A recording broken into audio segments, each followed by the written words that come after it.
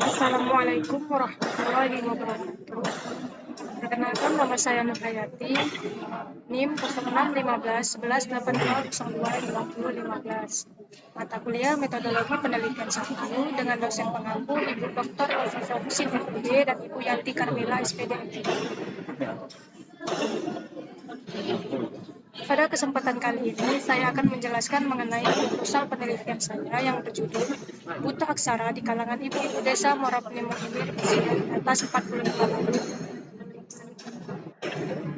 Buta aksara atau ketidakmampuan membaca dan menulis pada masyarakat terhitung pada tahun 1945 hingga 1965 terdapat 97% penduduk Indonesia yang buta huruf.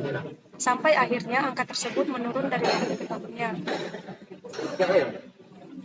Dari daerah saya sendiri, tepatnya di desa Morapnemo, masih ada beberapa masyarakat yang melek aksara atau belum terlalu pandai dalam membaca dan menulis.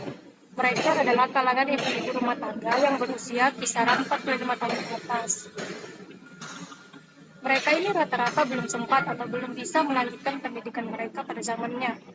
Karena kebanyakan pada zaman mereka, anak-anak perempuan banyak menikah muda dan sibuk mengurus rumah tangga mereka.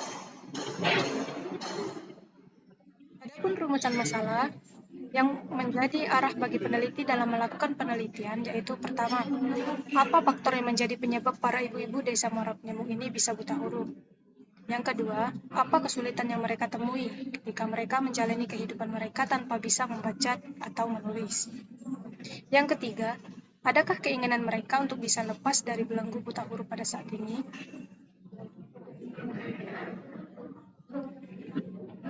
Tujuan penelitian ini yaitu untuk mengetahui penyebab ibu-ibu desa Morapnemo bisa buta huruf. Yang kedua, untuk mengetahui kesulitan apa yang mereka temui ketika mereka menjalani kehidupan mereka tanpa bisa membaca dan menulis.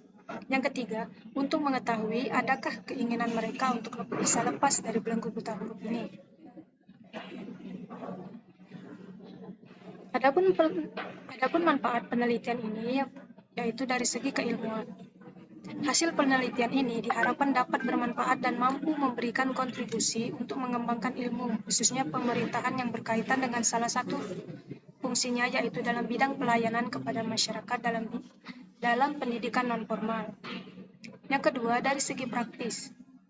Dari segi praktis, hasil penelitian ini dapat dijadikan masukan bagi pemerintah Kabupaten Ogan Ilir dalam merumuskan kebijakan dan strategi dalam mengatasi masalah buta huruf di kalangan penduduk usia 45 tahun ke atas. Hasil penelitian ini juga diharapkan dapat menambah informasi untuk peneliti selanjutnya agar lebih baik lagi ke depannya.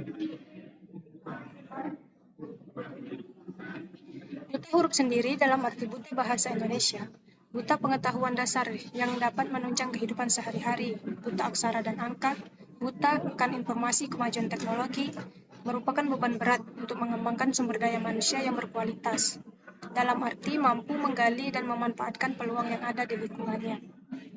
Selain yang ada di lingkungan, buta huruf atau aksara adalah orang yang tidak memiliki kemampuan membaca, menulis, dan berhitung serta penerapannya dalam kehidupan sehari-hari, menurut Bab Ulah 2003 halaman 3. Selanjutnya, faktor-faktor penyebab buta aksara di Indonesia menurut Muhammad 2008 halaman 88. Antara lain yang pertama, tingginya angka putus sekolah dasar.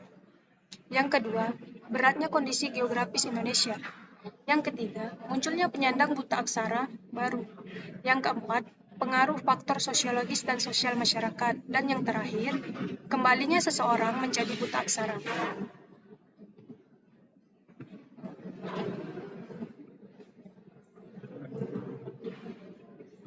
Berdasarkan pemaparan di atas, subjek yang ditemui diketahui bahwa banyak faktor yang menyebabkan perempuan usia 45 tahun ke atas desa Morapnemo Ilir menjadi buta aksara.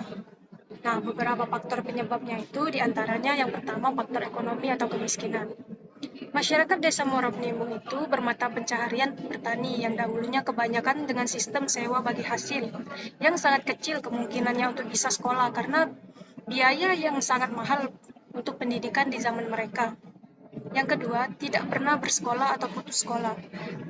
Masyarakat juga banyak yang tidak bersekolah dan putus sekolah, sehingga pelajaran mereka tentang membaca dan menulis terhenti ketika mereka belum paham. Dan yang terakhir, jarak tempuh layanan pendidikan yang jauh. Pada zaman dahulu, masyarakat desa Moropnimo ini sangat jauh jika ingin menempuh sekolah. Dan hal ini juga menjadi salah satu faktor yang membuat masyarakat dahulu tidak bisa membaca dan menulis karena malas menempuh lokasi yang jauh. Nah, berdasarkan pendapat yang diutarakan oleh subjek yang saya temui, ada beberapa kesulitan yang dihadapi oleh masyarakat, khususnya perempuan yang menjalani kehidupannya. Di antaranya ialah pertama, tidak bisa membaca buku atau sebuah tulisan. Yang kedua, kesulitannya yaitu tidak bisa membuat tanda tangan. Yang mereka lakukan ketika harus membutuhkan tanda tangan ialah dengan memberikan catatan abstrak. Yang ketiga yaitu mereka tidak bisa mengajarkan keturunan mereka untuk membaca dan menulis ketika anaknya ada pekerjaan rumah. Hal ini tentu saja sangat menjadi keluhan bagi masyarakat yang belum bisa membaca dan menulis atau buta aksara. Nah, perempuan desa Moropnimbung ini sangat ingin untuk bisa membaca dan menulis. Menurut cerita mereka, banyak kesulitan yang mereka temui ketika tidak bisa membaca. Dahulu, menurut keterangan subjek yang saya temui di desa Moropnimbung, sudah ada orang yang mau mengajari para orang dewasa perempuan untuk belajar membaca dan menulis. Dan peserta didiknya juga lumayan banyak. Namun, setelah berjalan beberapa waktu, tidak lama pengajar tersebut berhenti untuk mengajar warga desa Moropnimbung.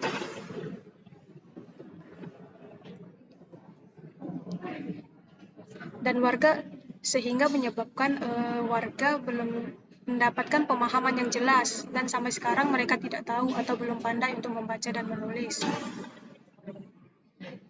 Sekian pemaparan materi dari saya.